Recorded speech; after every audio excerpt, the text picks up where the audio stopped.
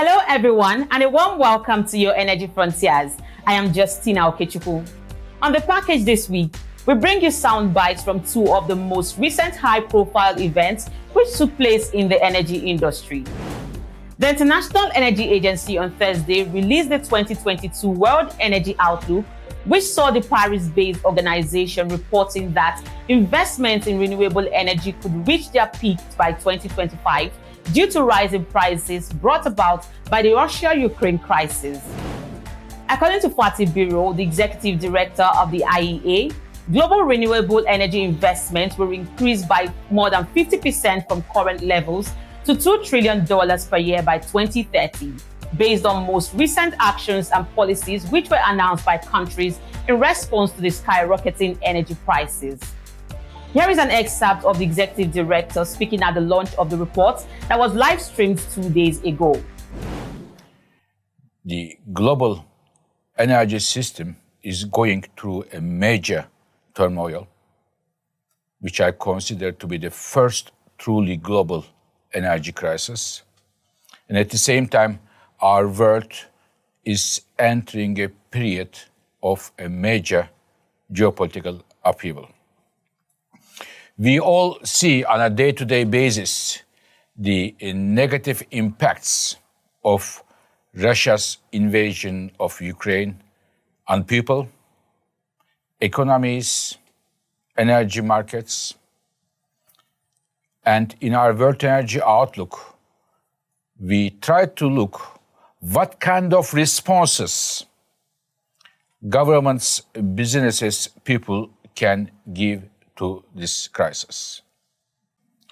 So, in this report, there are, as I said, many findings, but there are two issues, two questions. The first question, is the current energy crisis going to slow down or to accelerate clean energy transitions? This is question number one. Question number two is, how can we secure resilient energy system in the future? What kind of energy system we have to build in the future, which is much more secure, much more resilient, and what kind of measures we have to take? So these are the two questions we try to answer in this report. This energy crisis could be a turning point in the history of energy by accelerating clean energy transitions. And now, looking at the results and the findings of the World Energy Outlook, I can confirm that the numbers here, the analysis here, do confirm that the government responses around the world given to this energy crisis promise to be that we are seeing a turning point in the history of energy, and this crisis indeed accelerate clean energy transitions. We are seeing unprecedented increase in different clean energy options. Solar PV, wind, batteries, heat pumps, nuclear power, energy efficiency in all of them. My colleagues will very soon going to give you the numbers. But dear colleagues, why I am optimistic is we look at the responses coming from governments to this crisis. Inflation Reduction Act from the United States, $400 billion on the table. In terms of tax incentives, subsidies, different support for clean energy technologies ranging from hydrogen to solar to carbon capture and storage to nuclear, electric cars and others. In Europe, we have Repower EU, again a major package putting on the table, accelerating the clean energy transitions. In Japan, we have Green Transformation of Japan, a major new plan. China, India, they have increased their renewable and clean energy targets and supported with real money there. Another important finding of our study is that for the first time, in the current policy settings, again without pushing the climate commitments, just with the current policy setting, we are seeing a peak of fossil fuels, a distinct peak of fossil fuels in 2030s.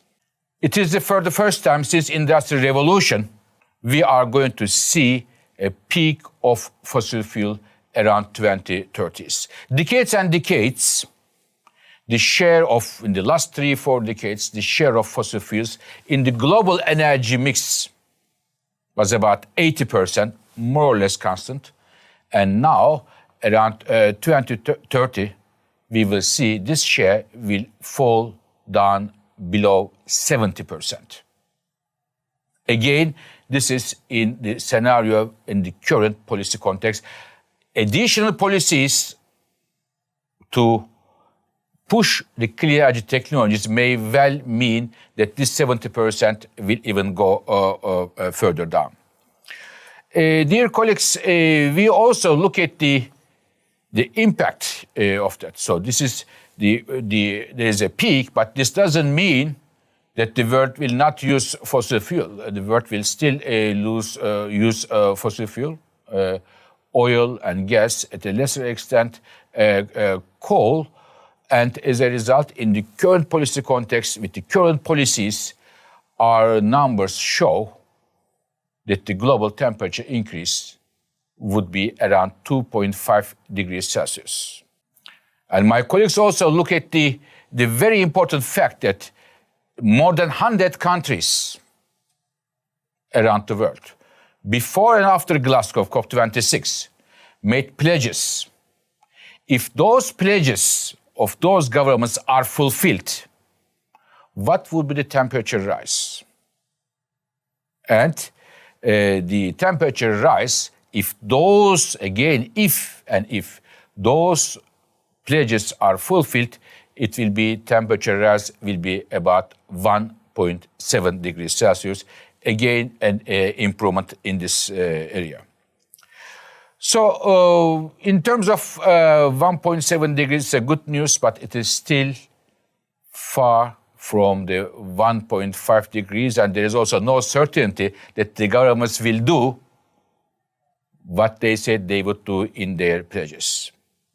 So from that point of view, if we want to reach our net zero targets, on which we last year made a very detailed report, we still see there is a significant gap.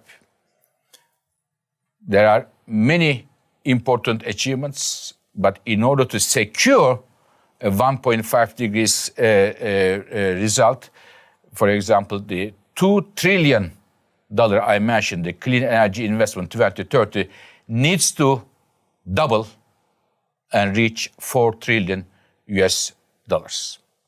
So this is therefore, there is still an important gap between the pledges and where we need to come, at least where we need to come as the International Energy Agency.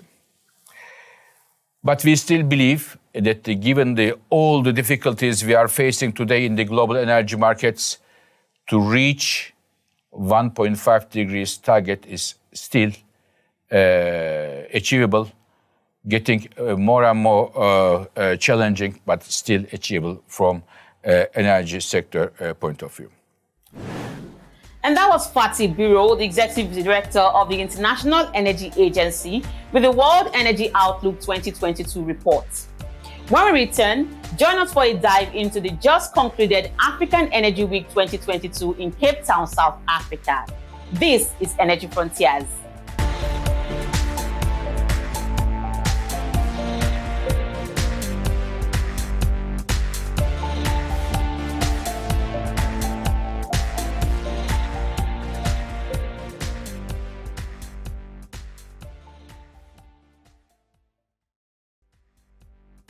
Welcome back to the program. The Executive Chairman of the African Energy Chamber, NJ Ayuk, says an estimate of $2 billion worth of deals were signed at the just concluded African Energy Week 2022 in the lovely city of Cape Town, South Africa. The high-profile gathering, which caught the attention of global energy stakeholders, recorded a huge success and had a strong mix of international and regional delegates, as well as a strong showing from representatives across the African energy landscape. Here are clips of the key conversations by African energy ministers at the event.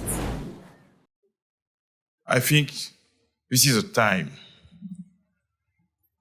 to move from speeches and conferences, as the Secretary General said, and really have an action plan for Africa and for energy issues in Africa. We're traveling all over the world. We're going to have this COP27. I think it should be the starting point of having this African energy action plan. This is a time to have an Africa voice, the only one voice, unique voice, to say what we really want, what we really think, what we really expect for our populations,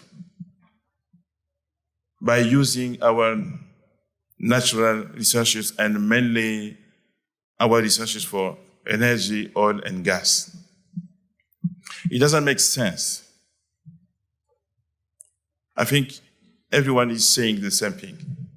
It doesn't make sense having enough resources, oil and gas, exporting that resources, sending the resources all over the world, giving that resources to develop other countries, and having in Africa, we're saying the same figures for so long time. 600 million people without access to energy. It doesn't make sense.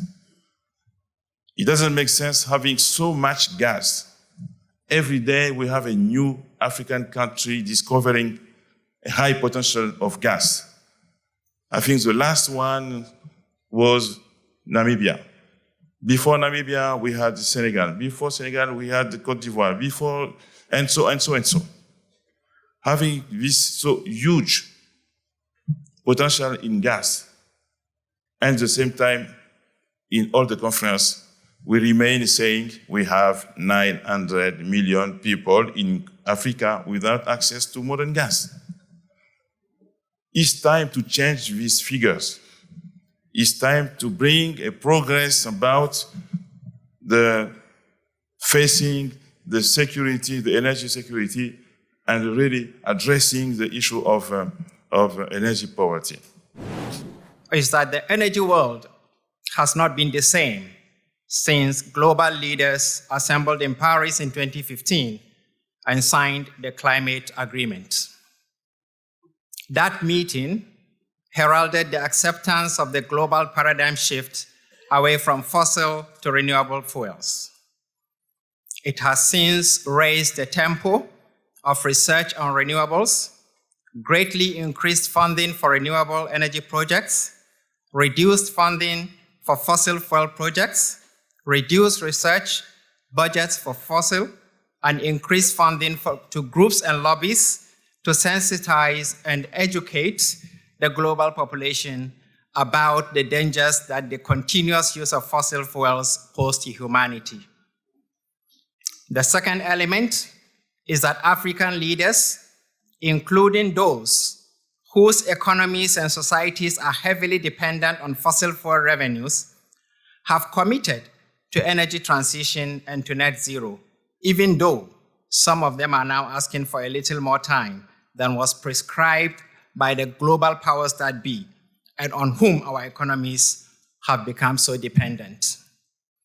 The third element is that there are inherent contradictions in Africa's acceptance of the energy transition and all that it entails on the one hand, and its search for solutions to the imminent existential challenges that the energy transition poses to the continent on the other. Minister Gabriel, there is current discussion about OPEC and OPEC production cuts that has been in the news over the last few days. Were you forced by Saudi Arabia to do the cut? Did they push your hand? Did they put you in a room? Did they have a gun to your head? How did that happen? Tell us. First, I would like to remind everybody something very important that a lot of people are not realizing. There is two major economic wars that are happening in the world today. One is the Russia-Ukraine war, and this is affecting producers. And then there is another conflict. This is the China-US, that there is two markets. Now, what I say is that both of them are war, and they are war that they are going to create economic destruction. I'll be very clear, as a minister of Africa, and what every single African president, minister are saying, that Africa is for peace. We are not choosing no sides. We are not going into no war. We believe that peace is definitely the best thing. So this is the same example of what happened in OPEC. It has nothing to do, it's not political, it's technical. And the proof to it is that what we have been saying for a long time is that what the consumers and the producers want is a stability of pricing, a stability of supply and demand. We don't want volatility. And if you look the technical decisions, actually the prices haven't even gone down or up there. It has been maintained, and it was because technically. Everybody else will say the same thing, but I will confirm on Equatorial Guinea side, it was a technical decision, have nothing to do with politics, and I think it will be wrong to just blame the entire economic crisis on OPEC. There's many other factors. So as an OPEC member, I want to be very clear that that was a collective decision, by everybody, from the biggest producer to the smallest producer, that's Equatorial Guinea, that we all raise a hand and we agree because of the economic decision, that was the right decision. And I can guarantee you, everybody from now and next year, they will thank OPEC, because what we have done is create an stability, in this case, in this market, that is important for the producers like the consumers. First of all, I think it would be wrong for us to even discuss it, because OPEC's rules and regulations that govern its own operation. And if OPEC decided to have a meeting and agree on something, I think it is not subject to debate by others. And I hear somebody was telling me earlier during lunch that the international community, countries that are part of OPEC and OPEC Plus are members of the international community. Meaning, if they have decided something, there is no another international community. If there is any, they should only come and talk to us. It shouldn't be a debate in the media. That's number one. Number two, to respond to your question, we were not forced to agree to it, because each country went to OPEC willingly. They were not forced in the first place to be members of OPEC or members of OPEC Plus. Therefore, if we agree to something, it means we were not forced by anybody.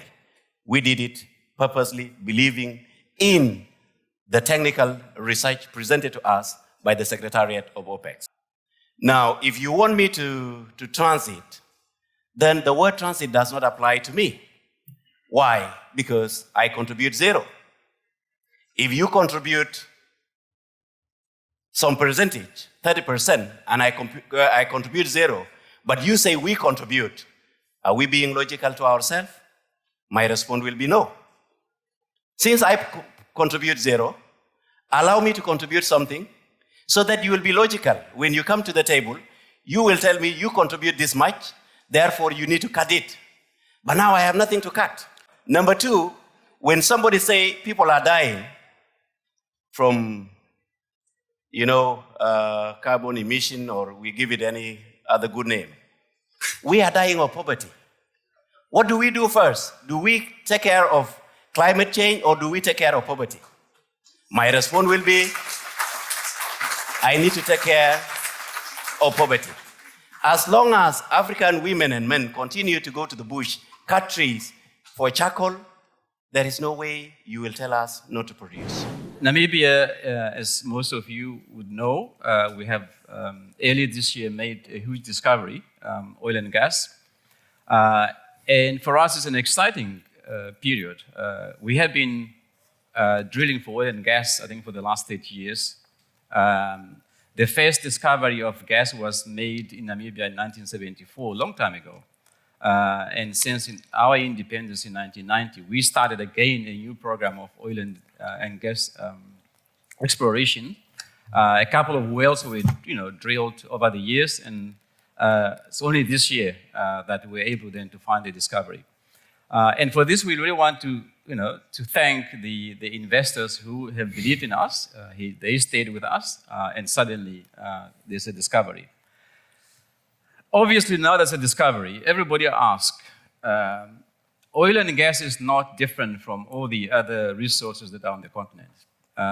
Somebody was saying Africa has got the best sort of minerals you can find on Earth. It's on the African continent. What does that minerals mean to the African continent? And the very same question is now being asked. Those countries that are discovering oil and gas, or those who have discovered oil and gas, how would we make sure that that discovery is going to be used to transform our economies, to industrialize our economies? And that is a very, very important question because, if we are not careful, we have convinced people that we need to use these natural resources, but those natural resources can really only be more beneficial to us if we make sure that it really transform our economies and also then put us in the positions, as we have been saying, put us in the position where we can now better prepare for energy transition.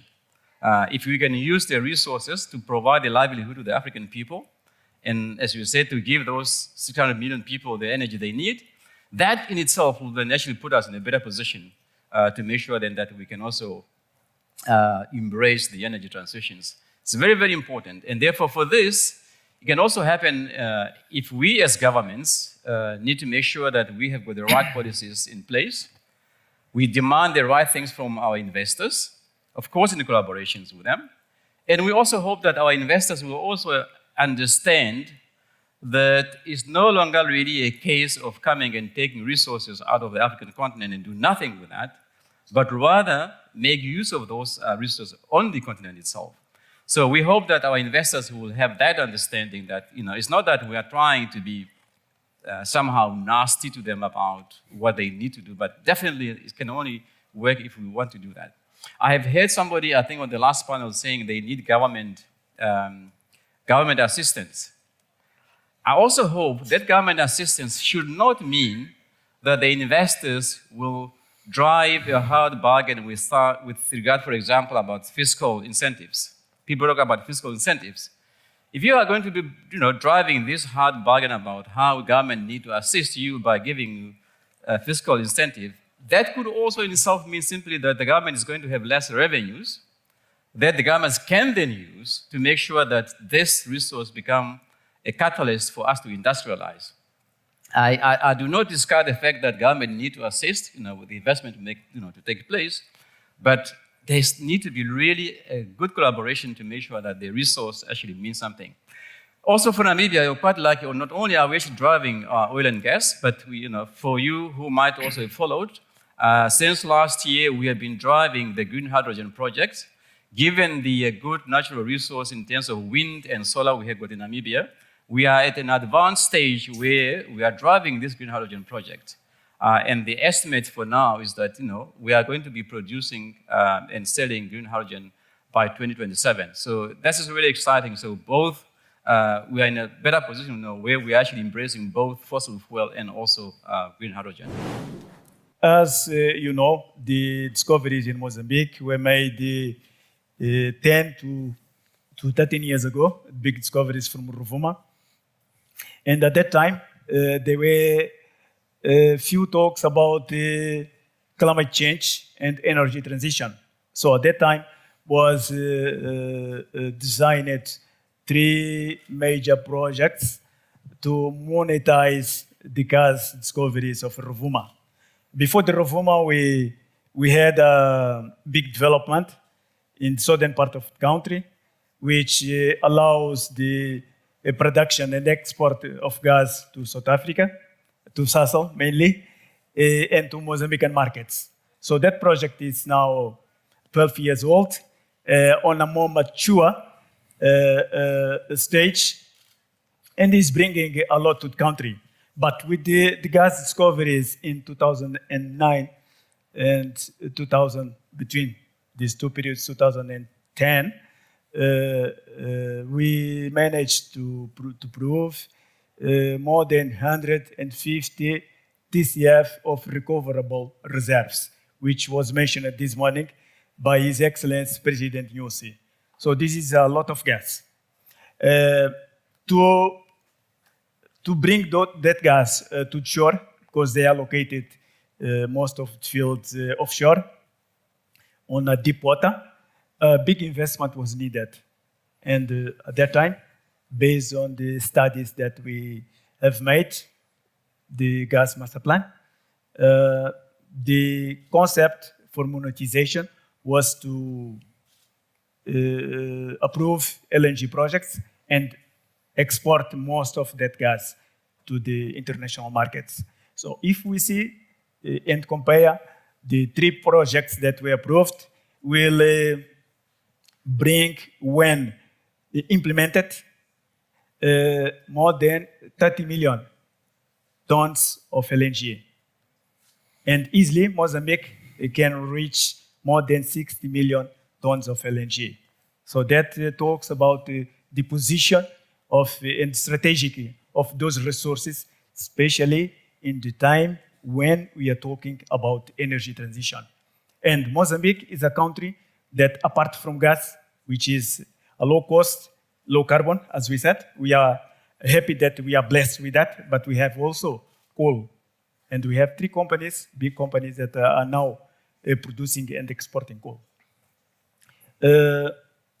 We are aware that we need to phase out, but that should not happen overnight, because we have a lot of people that are working on the coal industry, and that industry for a country like Mozambique is important from economic point of view. And that's the package for this edition of Your Energy Frontiers. We thank you for watching. Remember to follow the show on Frontier Africa Report's website and across all our social media handles as indicated on the screen. It's goodbye from me, Justina Okechukwu, and I'll see you next time.